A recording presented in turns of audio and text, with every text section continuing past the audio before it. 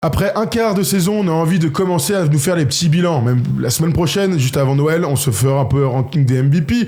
On parlera forcément de Nikola Jokic. Mais aujourd'hui, on va parler des meilleures progressions. On a choisi plein de types de profils différents. Ceux qui avaient peu de stats l'année dernière et qui se sont révélés. Ceux qui progressent de bons joueurs titulaires à stars de la NBA. Parce que ces dernières années, le MIP récompense surtout ces profils-là. Ouais, c'est un peu ma déception. C'est chelou, moi aussi. C'est ce que j'allais dire. C'est trop relou.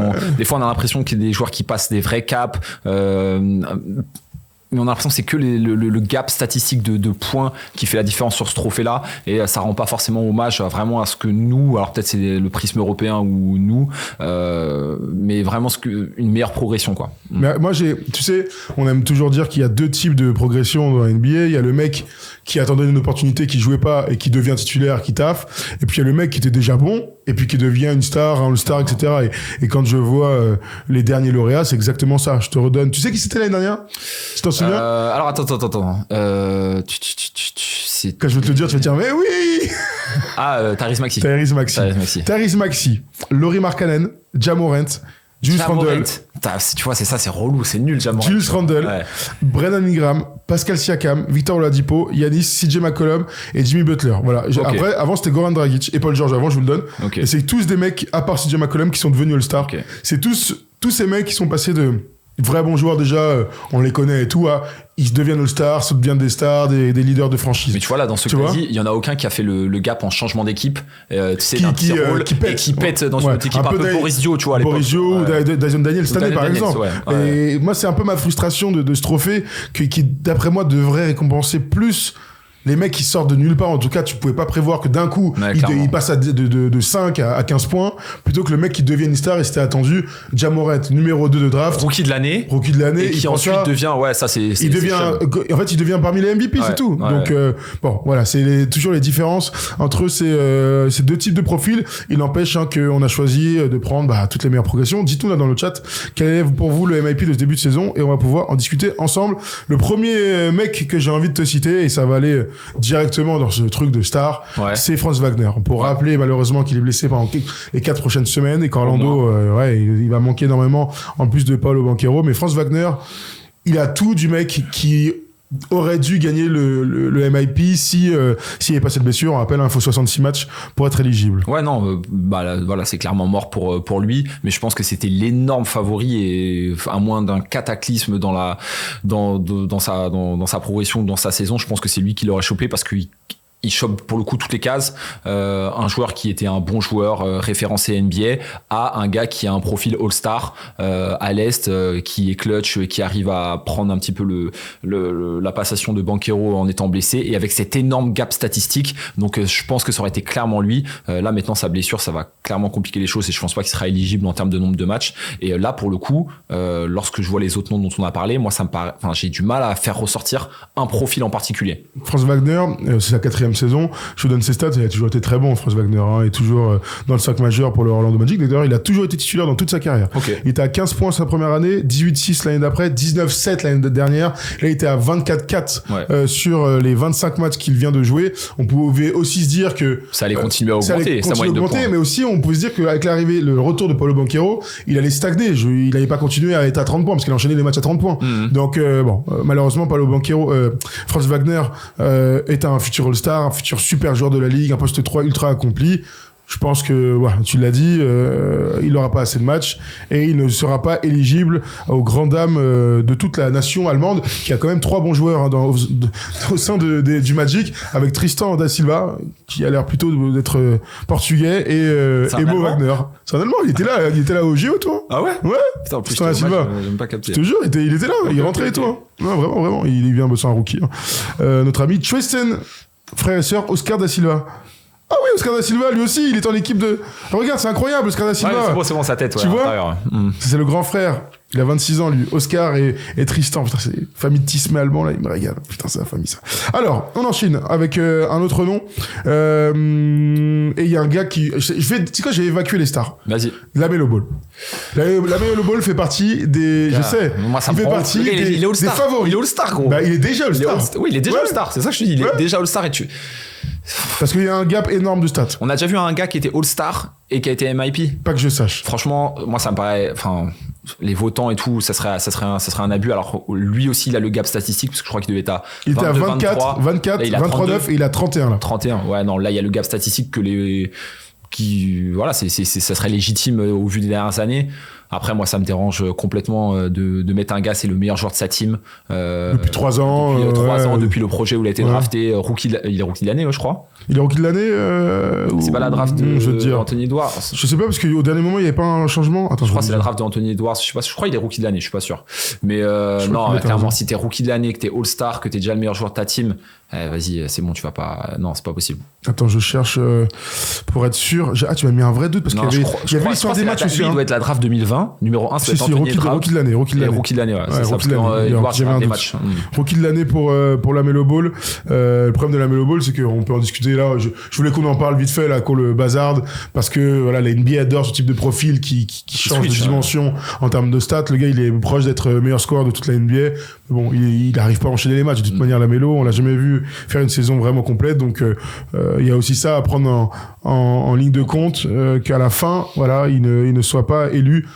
Mais il fait partie des mecs qui nous impressionnent le plus. Comme vous voyez dans le synthé, il y a Rayo qui nous dit Tyler Herro, il est très fort cette année.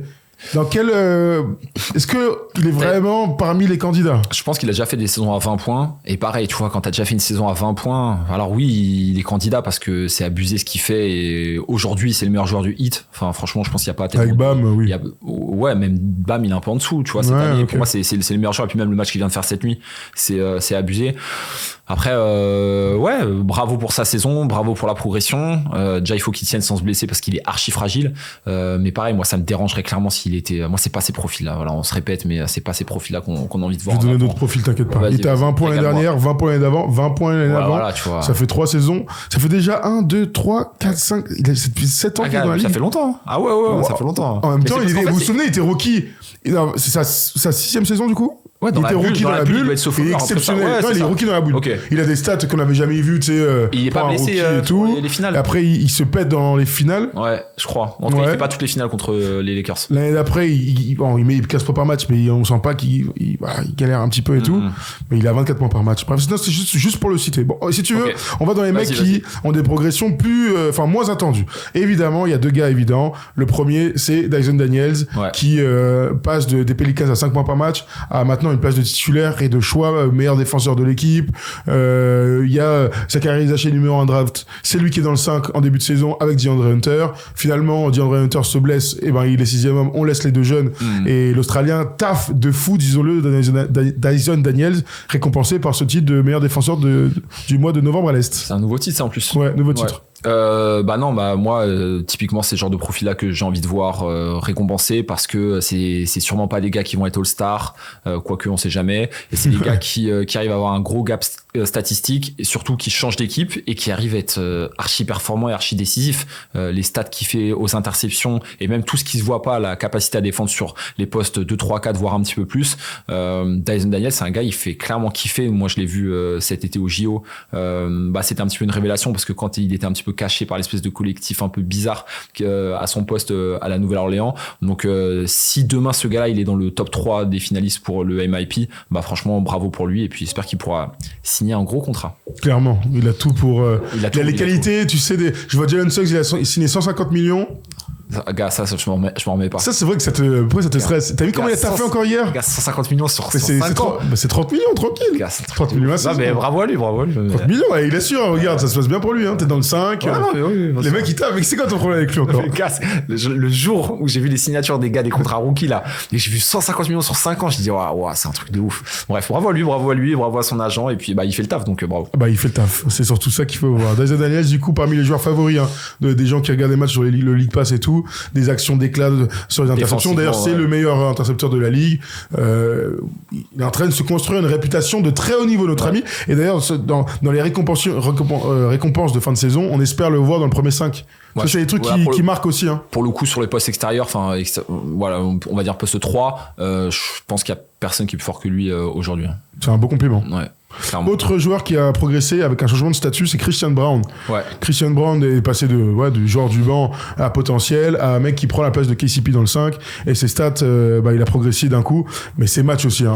Il y avait des attentes autour de lui, il compte sur lui depuis 2 ans. Oui, mais là, il a vraiment une progression de ouf. Saison rookie, clairement. Quand il est champion en étant rookie là il y a 2 ans, il avait déjà de l'importance. Alors voilà, c'était un rookie, donc on peut toujours avoir des réserves. Là, clairement, il bénéficie du fait de départ de KCP à Orlando, du marasme un petit peu autour des blessures de Jamal Murray, de l'irrégularité de Michael Porter Jr. Et c'est un des seuls gars qui arrive à être plus ou moins régulier. Donc il fait clairement partie de la discussion. Je pense qu'il a quand même un petit train de retard par rapport à Jalen Johnson dont on va parler après et Dyson Daniels, parce que Dyson Daniels c'est sur un profil un petit peu différent. Je pense pas qu'il y ait suffisamment de points, qu'il ait suffisamment de charisme et d'action d'éclat pour qu'on puisse le mettre vraiment dans la conversation finale, mais en tout cas il fait une bête de progression et je pense que pour Denver déjà c'est une bonne chose, et puis pour le reste de sa carrière également. L'année dernière il était à 7 points, 3 rebonds, cette année il est à 15 points par match. Ah ouais.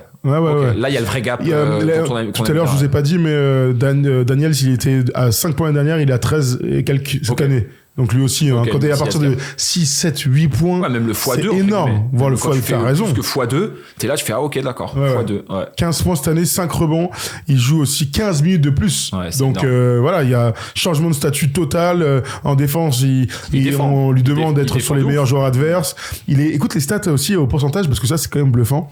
Il est à 10 tentatives par match, 57% au tir, 43% à 3 points. Ouais, c'est énorme.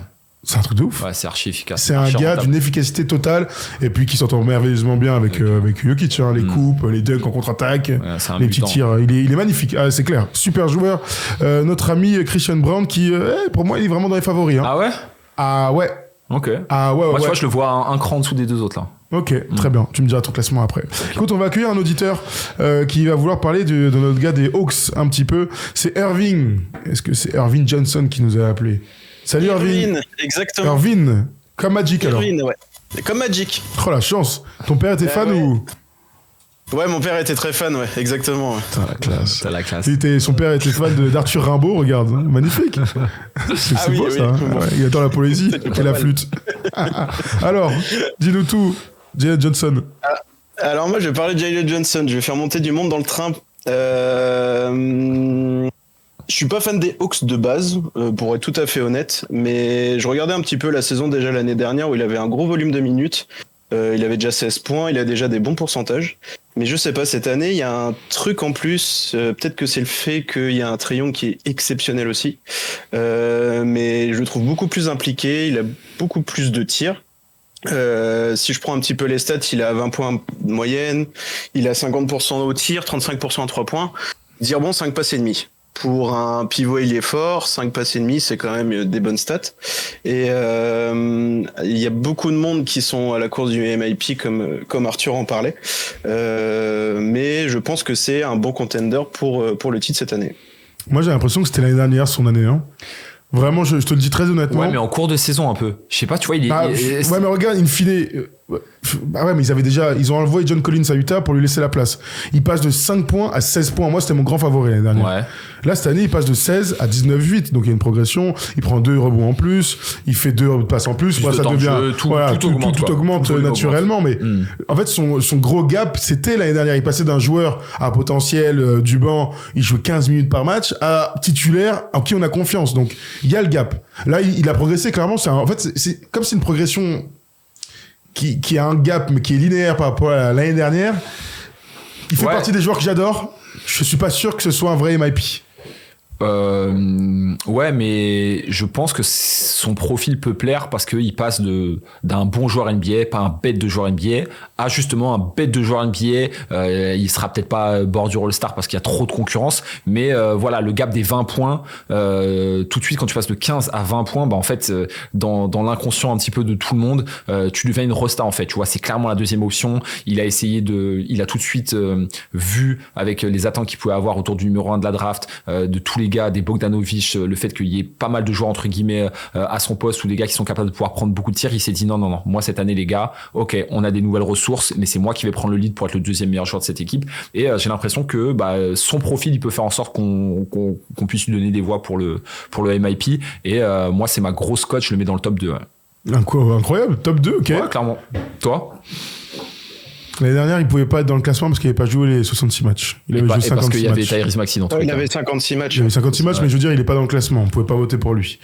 Si, genre, moi, je suis emmerdé. 20 points. Ouais, il fait plus 4 points, quoi. Un mec qui passe de 16 à 18, à 19, bon.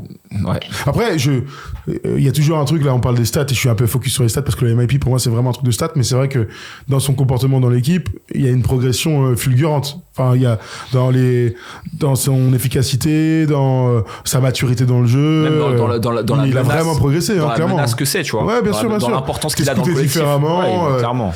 Ouais, je suis d'accord avec vous. Je ne vais pas vous détruire parce que vous dites Jalen Johnson. Hein. Tu sais, il a ce truc-là aussi. En plus, il a des actions d'éclat, tu vois. S'il y a bien un mec, t'as Franz Wagner dont on parlait, qui est capable de faire des dingueries. Mais lui, c'est un mutant plus. Donc, ouais, moi, je pense que c'est le profil qui, peut-être pas ce que je préfère, mais en tout cas, c'est le genre de gars pour qui les journalistes vont voter. Pour toi, il y a un gap avec les autres, Irvine? Pour moi, il y a un gap, mais parce qu'il y a un côté un peu polyvalent aussi chez le joueur. J'ai l'impression, quand je regarde le match contre les Lakers, alors il y a des bonnes moyennes, etc. Mais en fait, le match a pris très très feu aussi pendant toute la rencontre. Et en fait, il y a beaucoup de joueurs qui ont énormément scoré. T'as des DeAndre Hunter qui mettent 25, Bogdanovic met 20, Trae Young 31. Enfin, il y a beaucoup de joueurs qui scorent. Et lui, à ce moment-là, il switch un petit peu en disant, il y a beaucoup de monde qui est très chaud ce soir. Donc, il a mis entre guillemets que 12 par rapport à sa moyenne, c'est inférieur. Mais quand tu prends un peu les autres matchs, il est toujours à minimum 20 points. Et c'est un petit peu ce côté polyvalent et même ce que vous disiez sur le côté très scouté un peu par les équipes qui fait un peu la balance par rapport à l'année dernière, je trouve. Ouais, ok, pas mal. Ouais. Candidature intéressante. Reste avec nous, Erwin. On se finit sur les autres parce qu'il y a un gars dont on va absolument discuter. C'est Jalen Williams, pour le coup, qui lui répond à beaucoup des critères qu'on aime, entre la stature et la réputation qui augmente drastiquement, les victoires, son impact sur le jeu de son équipe. Potentiel All-Star. Il était à 19 points. Il était à 19,4 l'année dernière. Cette année, il est à 22,6,5. Son apport en défense. Ouais, et puis lui, c'est plus par la réputation qui changerait de statut, quoi. C'est ça. Et puis même si sur ce trophée le bilan collectif il compte pas, là pour le coup en tout cas ça va pas aller dans sa défaveur. Ouais, alors forcément parce que comme tu dis, au-delà de l'évolution statistique, il y a un vrai impact dans le jeu. Il y a une vraie progression au global, même dans le leadership, etc. Dans cette équipe qui est jeune d'OKC. Après j'ai l'impression que les autres ils sont quand même un petit peu d'avance par rapport à lui. Il y a de l'avance. Dites-moi dans le chat là si vous trouvez qu'il y a de l'avance aussi pour les autres. Erwin, pour toi, tu pourrais voter pour lui? Je pourrais voter pour lui. Je suis un peu d'accord avec Arthur dans le sens où les autres ont un peu d'avance, mais j'ai du mal à... Enfin, c'est une norme monstrueuse cette année. J'ai vraiment du mal à pas le mettre de côté parce que ça serait quand même un peu pesé, mais parce que moi de toute façon mon vote est London et ça c'est triste. Mais Erwin, on a l'impression que tu nous appelles de la planète Mars. C'est très étonnant le son que on a compris l'idée. Ouais, mais tu vois, genre Jalen Williams, clairement, tu vois l'année prochaine il retombe à 20. J'ai l'impression que c'est son standard, quoi. Entre statistiquement, 20 c'est entre 20, même pas 24, mais entre 20 et 22, tu vois, surtout avec. Il a 22 ans, le mec. Ouais, je sais, mais tu sais, avec la progression à OKC de tous les autres joueurs là, je sais, il y a moins qui reprennent un peu de volume en termes de points sur le cumulé de l'équipe. J'ai l'impression que, voilà, effectivement, si je barre d'équipe, ça peut devenir une rosta en puissance, tu vois. Mais on disait un peu ça pour, tu sais, Jalen Brown, Jason Tatum. Et finalement, tous les deux arrivent à s'éclater et à plus de 25 points par match. Est-ce que tu penses que Jalen Brown est au même âge était pas un meilleur joueur que Jalen Williams? Au même âge, là, Jalen Williams le met très très haut au même âge, 22 ans. Et pourtant, j'adore Jalen Brown. Franchement, c'est un super joueur, mais il a eu une espèce de prise de connaissance de son potentiel et de ses défauts aussi. Ouais, non, mais ça s'entend. Pas forcément à 21-22 ans. Ouais. Tu vois. Ouais. Mine de rien, Tatum, il a été drafté un an avant. Tatum, il arrive après. Et il prend sa place, entre guillemets. Hein. Ouais. Tu vois, donc, non, je vois ce que tu veux dire. Mais ça, bon, je sens les comparer comme ça, mais en tout cas, il y a un mec à côté, il faut qu'on arrive à grandir ensemble, etc. C'est quand même intéressant. Reste avec nous parce que dans le MIP ladder, comme on dit là, quelqu'un nous a dit ça, il y a des mecs qu'on n'a pas cités. Et les 3 noms, c'est Evan Mobley, Norman Powell, qui fait plus 10 en termes de scoring, et Peyton Pritchard. Putain, j'ai pas pensé à ces noms-là. Alors, Evan Mobley, ouais, c'est vrai qu'il progresse. J'ai l'impression que ça. Alors, là, j'ai pas statistiquement, j'ai pas son évolution, mais c'est sûr que, en fait, il bénéficie déjà du parfait début de saison de Cleveland. Après, je sais pas, pareil, tu sais, c'est un numéro 3 de draft. C'est un gars qui l'année dernière était dans le top pour être défenseur de l'année. Moi, ça m'embête si demain on donne le trophée à ce gars-là. Peyton Pritchard, par contre, ça me plaît beaucoup plus, parce que c'est un gars à qui on a fait confiance en donnant un beau contrat pour un gars qui sort du banc. Je crois qu'il prend 30 millions sur 3 ans, un truc comme ça. Et surtout, en fait, dans cette équipe de Boston où d'un match à l'autre, t'as toujours des blessés. Alors à tous les postes, ça va de Porzingis à Derrick White. En fait, lui, il arrive à choper toutes les opportunités et être archi efficace. Il y a un match d'un dimanche soir là où il met 30 points ou 27 points en mettant que des 3 points, que des tirs du milieu de terrain. Ouais, c'est un gars qui me plaît bien. Pareil, j'ai pas le delta statistique, mais il passe de 9 à 16. Ah ouais, en termes de points. Ouais, ça, il passe de 22 à 28 minutes. Alors là, ça me plaît, ça.